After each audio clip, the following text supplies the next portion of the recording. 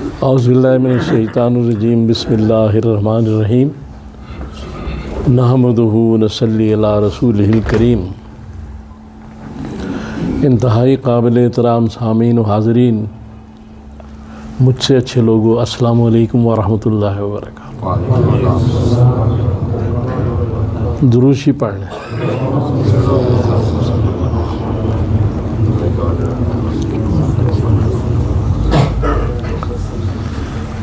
اللہ تعالیٰ اپنی مخلوق سے اتنی محبت کرتا ہے کہ اس کا اندازہ انسان نہیں کر سکتا۔ جب حضرت نوح علیہ السلام کی بات اللہ نے مان لی، طوفان نوح کے بعد تو اللہ نے حضرت نوح علیہ السلام سے کہا کہ کوئی مٹی لو اور اس کے برتن بناؤ۔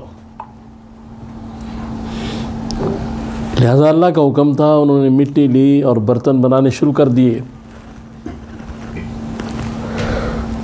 جب برتن سب تیار ہو گئے تو کچھ عرصے بعد اللہ نے کہا کہ نوح ان برتنوں کو توڑ دو۔ نوح علیہ السلام نے حکم تو ماننا تھا، مان لیا، لیکن دل میں ایک خلش سی آئی کہ میں نے بڑی محنت سے یہ برتن بنائے تھے اور اب تو مجھے ان سے پیار بھی ہو گیا تھا۔ تخلیق سے پیار تو ہوتا ہے، تو اب مجھے یہ کہا گیا کہ اس کو توڑ دو۔ تو اللہ تبارک تعالیٰ نے نوح علیہ السلام کو کہا کہ دیکھو، یہ جو برتن تھے میں نے ہی حکم دیا تھا بناؤ، میری تخلیق شدہ مٹی سے تم نے یہ برتن بنائے اور میرے ہی حکم پر پھر ان کو توڑ دیا۔ لیکن یہ خلش تمہارے دل میں پیدا ہوئی، تم نے تو ایک دفعہ مجھے کہا تھا، سورہ نوح کی آیت نمبر 26، کہ یا اللہ ان کافروں میں سے کوئی نہ بچے، غرق کر دے، تو میں نے تو غرق کر دیا تھا۔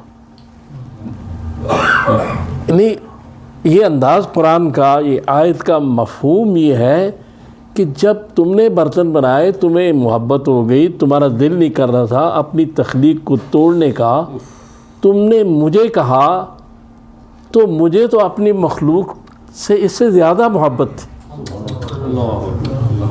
میں نے پھر بھی چونکہ کفر پر تھے، میں نے آپ کی بات مان لی۔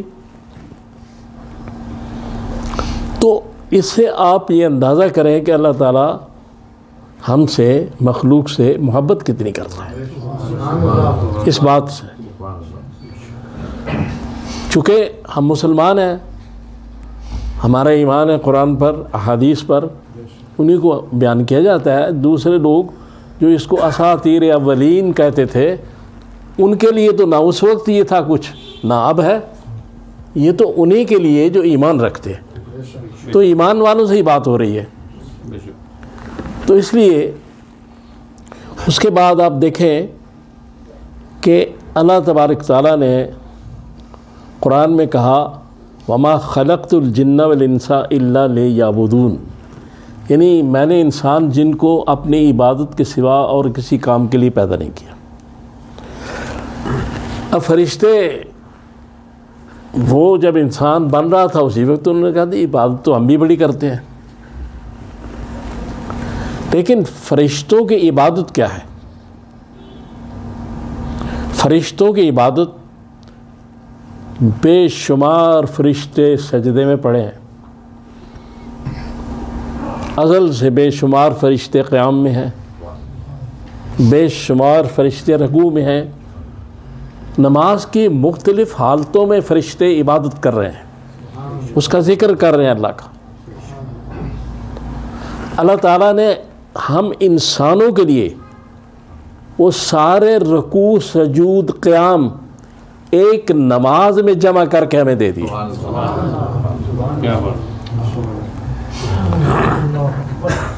اور ہم اس سے بھی غفلت برتتے ہیں, ہم اس کو بھی ادا کرنے کے لیے تیار نہیں. جو فرشتے سجدے میں ہیں, جو قیام میں ہیں, جو رکوع میں ہیں, لیکن ہمیں ساری چیزیں اکٹھی کر کے دے دی, پھر بھی ہمیں بڑا بوجھ لگتا ہے نماز پڑھنا. آپ یہ اللہ کی شان دیکھیں کہ اللہ تبارک تعالیٰ نے جو انسان کو مقام دیا, لقد کرمنا بنی آدم, ابن آدم کو جو مقام دیا, بہت بڑا مقام, کہ اللہ تعالیٰ نے کسی جگہ بھی فرشتوں کو اپنا دوست نہیں کہا, لیکن اپنے بندوں کو کہا الا ان اولیاء اللہ لا خوف علیہم ولا هم یحزنون. اپنے بندوں کو, اپنے ماننے والوں کو, سچے ماننے والوں کو دوست کہا. تو فرشتہ جو ہے, انسان اور فرشتے میں فرق یہ ہے کہ اس کی عبادت, فرشتے کی ذکر ہے, فرشتے کی عبادت سجدے ہیں, قیام ہے, یہ ہے. انسان کے لیے عبادت نماز بھی ہے, روزہ بھی ہے, زکوٰۃ بھی ہے, حج بھی ہے, عمرہ بھی ہے. تو یہ جو زکوٰۃ ہے, یہ روزہ ہے, فرشتے تو روزہ نہیں رکھتے, نہ زکوٰۃ دیتے ہیں, نہ ان کو اس لیے پیدا کیا گیا ہے. تو انسان کو اس لیے پیدا کیا گیا تھا, یہ انسان کی عبادت اس سے مختلف ہے کہ اس میں احساس ہو کہ دوسروں کی مدد کے لیے زکوٰۃ بھی نکالے, روزہ رکھ کے اسے بھوک پیاس کا احساس ہو, دوسروں کا احساس کرے. فرشتہ دوسرے کا احساس نہیں کرتا, انسان اس لیے پیدا کیا گیا کہ دوسرے کا احساس کرے. میں موازنہ نہیں کر رہا انسان اور فرشتے کا, میں ایک بات کر رہا ہوں, اور بات یہ کر رہا ہوں کہ ہم انسان ہو کے اگر فرشتہ سیرت بن جائیں, یعنی انسان بھی ہو اور سیرت فرشتے والی ہو جائے, تو کمال نہیں ہے پھر؟ کس مقام پہ انسان پہنچتا ہے کہ وہ ہو انسان, اس میں آزمائشیں آ رہی ہیں, پریشانیاں آ رہی ہیں, سب کچھ ہو رہا ہے, بھوک پیاس تنگی گرمی سردی, لیکن برداشت کرتے ہوئے اسی اللہ کو سجدے کر رہا ہے, اسی اللہ کو مان رہا ہے, اسی رسول پر ایمان ہے. میں مومنین مسلمانوں سے مخاطب ہوں, اس لیے میں قرآن اور حدیث کی بات کروں. کوئی اگر اللہ پر نہیں ایمان رکھتا, اس کے رسول کو آخری نبی نہیں مانتا, ان سے ہمارا کوئی معاملہ نہیں. میرا معاملہ تو ان لوگوں سے ہے جو اللہ اور رسول کو دل سے مان کے مسلمان ہیں, جو مجبوری طور پر مسلمان نہیں ہے, شعوری طور پر مسلمان ہے, جو دل سے مسلمان ہے. میں صرف, میرا یہ ساری باتیں کرنے کا مقصد یہ ہے کہ اللہ تبارک تعالیٰ تو کہتا ہے, قرآن شروع کرتے ہی فرما دیا الحمدللہ رب العالمین, کہ ہم کائنات کی ہر شے کی پرورش کر رہے ہیں اور کرتے رہیں گے. تو اللہ تعالیٰ تو پال رہا ہے, پرورش کر رہا ہے ہر وقت ہماری. تو اگر وہ ہمیں پال رہا ہے, پرورش کر رہا ہے, تو اس کا حکم ہے کہ ہر وقت میری عبادت میں رہو. تو اس کا مقصد یہ نہیں ہے کہ آپ کھانا نہ کھائیں اور ہر وقت نماز پڑھتے رہیں. اس کا مقصد یہ نہیں کہ آپ دوسرے کام نہ کریں. مقصد یہ ہے کہ کھانا کھانے سے پہلے اگر بسم اللہ کر لیں تو کیا حرج ہے, وہ دین کا حصہ بن جائے گا. پیشاب کرنے سے پہلے کوئی دعا مانگ لے یا اعوذ باللہ من الشیطان الرجیم کہہ دیں, وہ دین کا حصہ بن جائے گا. تو ہر وقت کی عبادت, ہر لمحے کی عبادت ہے انسان کے لیے. اس لیے انسان جو ہے اس کے لیے پیدا ہی اس لیے کیا گیا. تو اپنے ہر کام کو اللہ اور رسول کے حکم کے مطابق کیا جائے گا، چاہے وہ دنیا کا کام ہو، وہ بھی عبادت بن جائے گا، وہ بھی دین بن جائے گا، حکم اور اللہ رسول کا ہو. جیسے آپ کہتے ہیں رزق حلال کمانا عبادت ہے. اس لیے یہ مفہوم بڑا وسیع ہے اور اس پہ گفتگو بڑی مشکل ہے. لیکن میں صرف یہ کہنا چاہتا ہوں، آخری جو بات، میں ساری باتیں کرنے کے بعد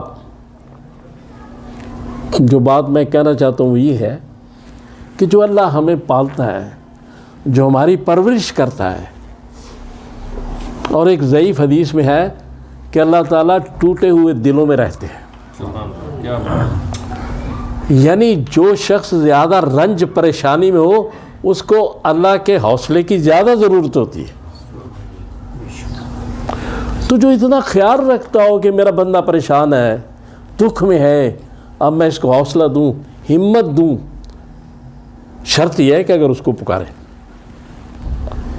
تو کیا سوال میرا یہ ہے کہ کیا اس اللہ کے ساتھ ہم نمک حرامی تو نہیں کر رہے، احسان فراموشی تو نہیں کر رہے، اس کا کھا کے کسی اور کا تو نہیں گا رہے؟ یہ سوال ہے اپنے آپ سے بھی میرا کہ کیا ہم اللہ تبارک تعالیٰ کی دی ہوئی نعمتوں، اس کے نعمت کو، اس کے رزق کو، اس کے احسانات کا حق ادا کر رہے ہیں کہ نہیں کر رہے؟ تو اللہ تعالیٰ سے دعا کریں کہ مجھے اور آپ کو توفیق دے کہ میں نے جو باتیں کی ہم پہ عمل کر سکیں. وَأُفَوِّضُ أَمْرِي إِلَى اللَّهِ إِنَّ اللَّهَ بَصِيرٌ بِالْعِبَادِ.